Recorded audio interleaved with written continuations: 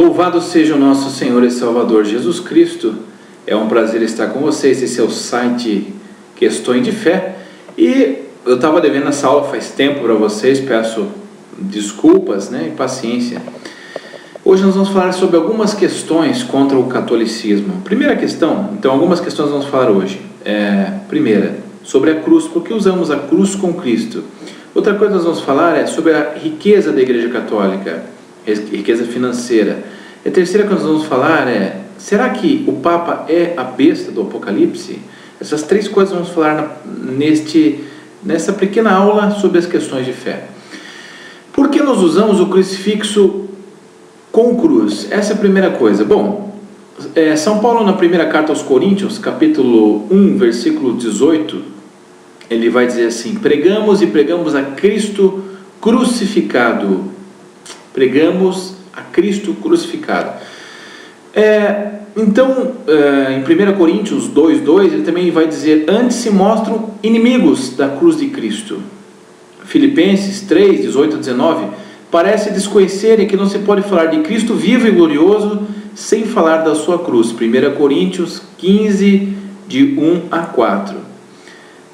Colossenses 1,18 vai dizer também: ademais, Jesus Cristo é inseparável da sua igreja, já nesse mundo, como cabeça da mesma. É como um organismo vivo, cuja cabeça é inseparável do corpo.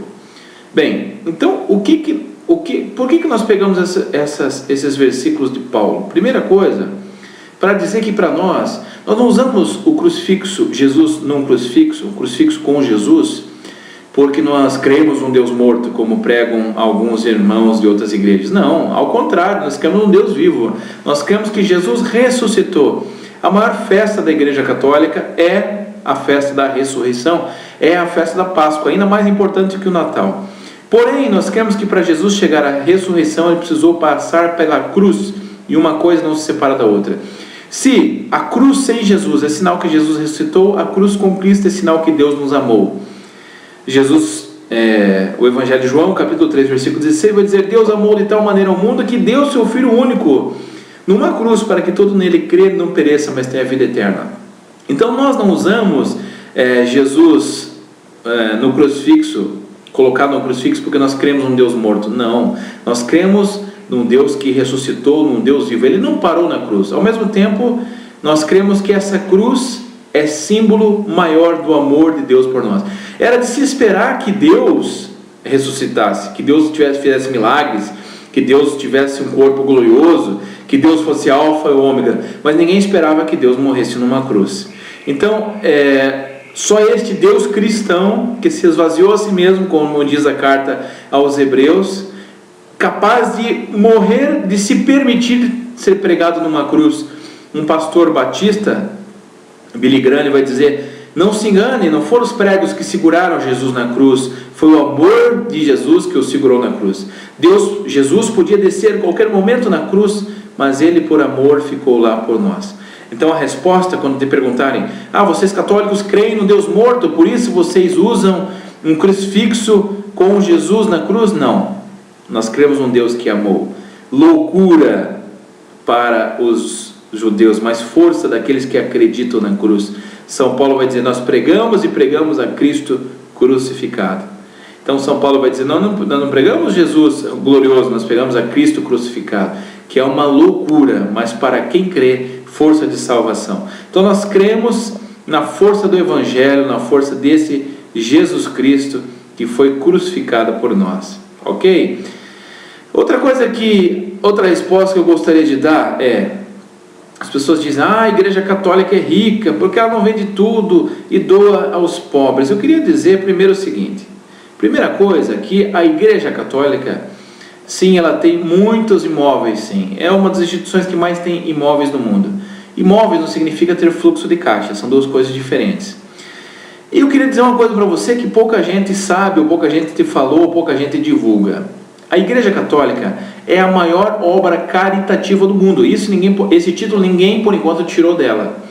Só para você ter uma ideia, a Igreja Católica mantém na Ásia, somente na Ásia, 1.076 hospitais, 3.400 dispensários, 330 leprosários, 1.685 asilos, 3.900 orfanatos, 2.960 jardins de infância. Na África, 964 hospitais, 5.000 dispensários, 260 leprosários, 650 asilos, 800 orfanatos, 2.000 jardins de infância.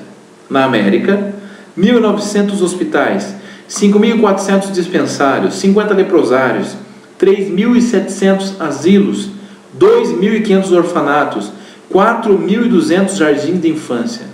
Na Oceania, 170 hospitais, 180 dispensários, 1 leprosário, 360 asilos, 60 orfanatos, 90 jardins de infância. Na Europa, 1.230 hospitais, 2.450 dispensários, 4 leprosários, 7.970 asilos, 2.370 jardins de infância. Então, eu tive uma experiência, infelizmente, negativa. Eu sempre assisto a missa durante a semana na PUC do Paraná. A PUC é dos maristas, né? Quem não sabe a história, foi fundada por São Marcelino Champagnat.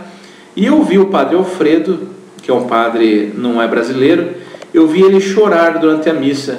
E a missa para 15, 20 pessoas, e ele estava chorando porque estavam fazendo um manifesto na rua contra as altas mensalidades da PUC, porque a PUC embolsava aquele dinheiro, porque os padres eram ricos, e aquele padre chorava e confessava aquelas 15 pessoas na missa, entre elas irmãs e freiras, e um ou outro aluno, a sua dor no coração, dizendo: eles não sabem o que estão falando, nós temos 22 obras de caridade. Só para você ter ideia, como a título de exemplo, a PUC de Curitiba, ela mantém o Hospital Cajuru, ela mantém agora o Hospital Marcelino Champagnat, ela tem asilo, ela tem creche, ela tem 22 obras de caridade. Que, claro, os alunos não ficam sabendo, porque o Evangelho diz: não saiba que a tua mão esquerda, não saiba a mão esquerda o que faz a tua mão direita. Fazei as obras em segredo para que tenham recompensas no céu.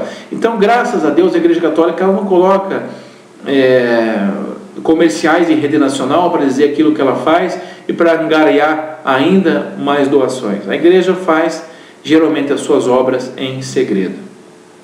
Outra coisa que você deve ter ouvido é: por que a igreja não vende as riquezas do Vaticano e doa aqueles objetos do Vaticano e aquele ouro do Vaticano?